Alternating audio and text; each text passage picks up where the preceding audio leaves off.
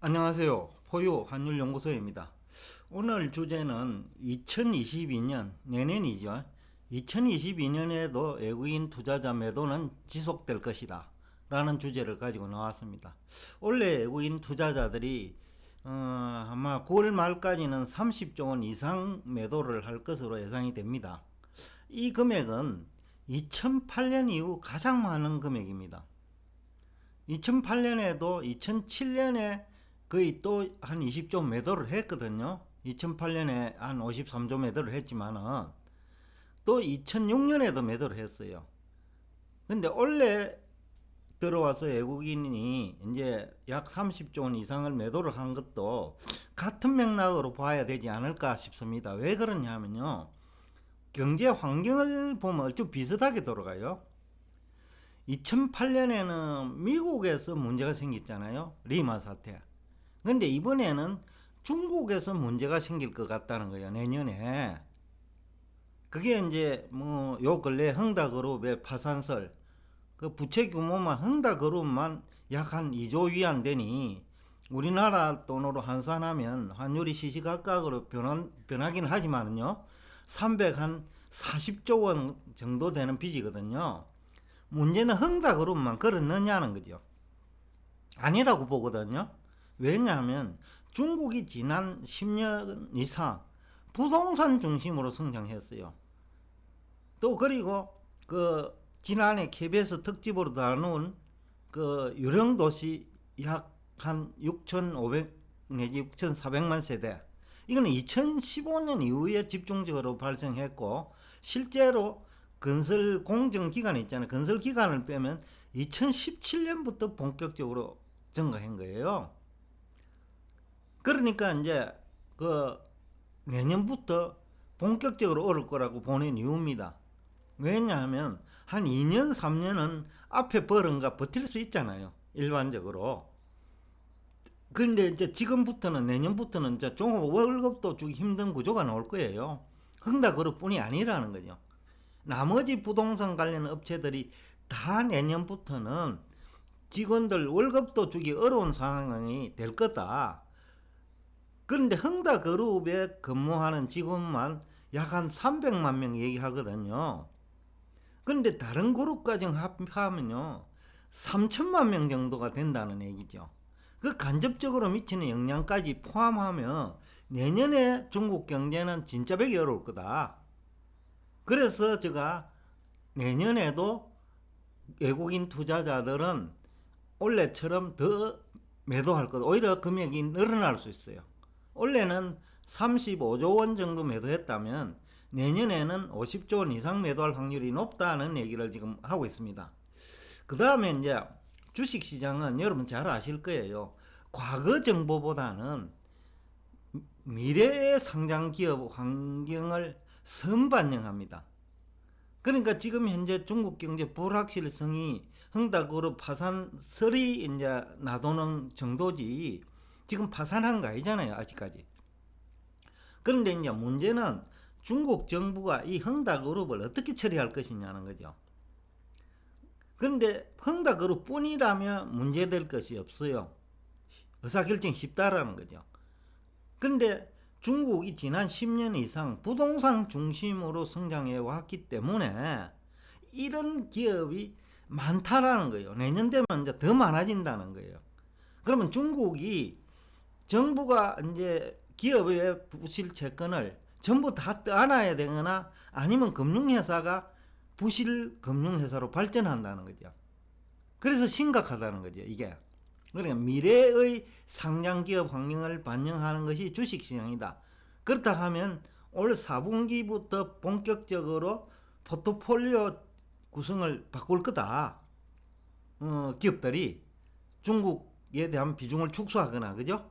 또 아니면 중국 기업들 중에서 포트폴리오 조정을 하거나, 그 과정에 부동산 관련 기업들은 빠른 속도로 부실화가 진행되는 거죠. 그래서 제가 이제 내년 주식 시장이 중국 증시는 아주 좋지 않을 거다.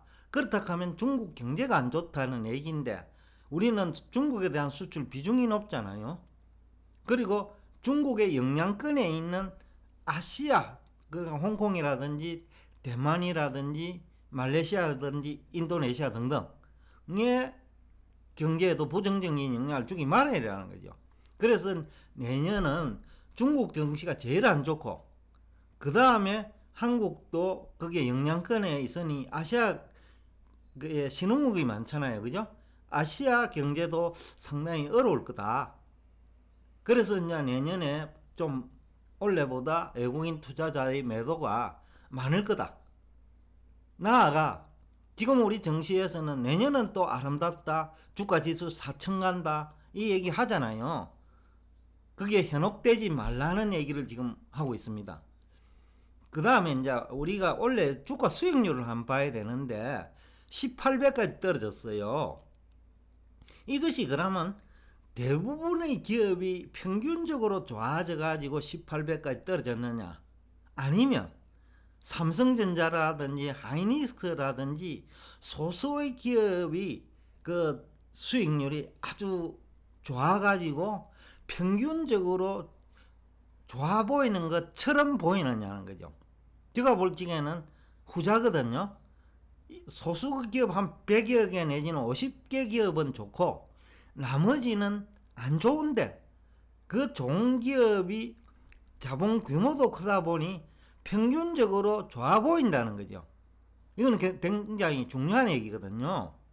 그래서 이제 지금 평가가 돼가 있고 추가적으로 상승할 것이라고 생각하는 그 주식들 많잖아요. 그 카카오도 있고, 그죠? 네이버도 있고.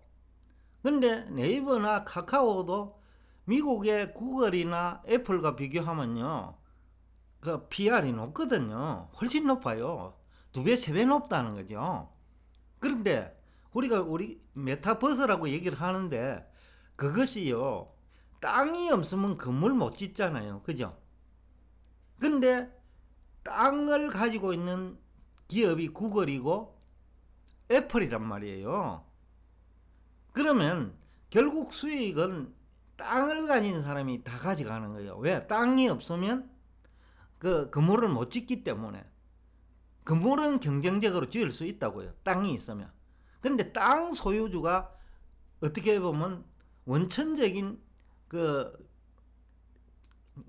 소득 창출의 그 원천을 가지고 있잖아요. 그죠?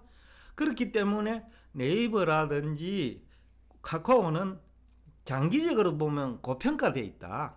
그래서 제가 며칠 전에 플랫폼 기업에 투자를 하려고 하면 미국에 가라. 미국은 평균 PR이 한국보다 훨씬 낮다. 그 얘기예요. 그래서 2021년에 그 시장 평균 수익률이 낮아진 것이 평균적으로가 아니라는 거죠.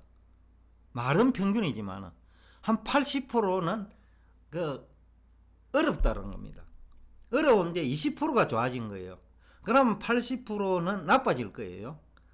80%가 나빠지면 네이버도 나빠지고 카카오도 나빠진다는 거예요. 그래서 내년 주식시장은 그렇게 아름답지 못하다.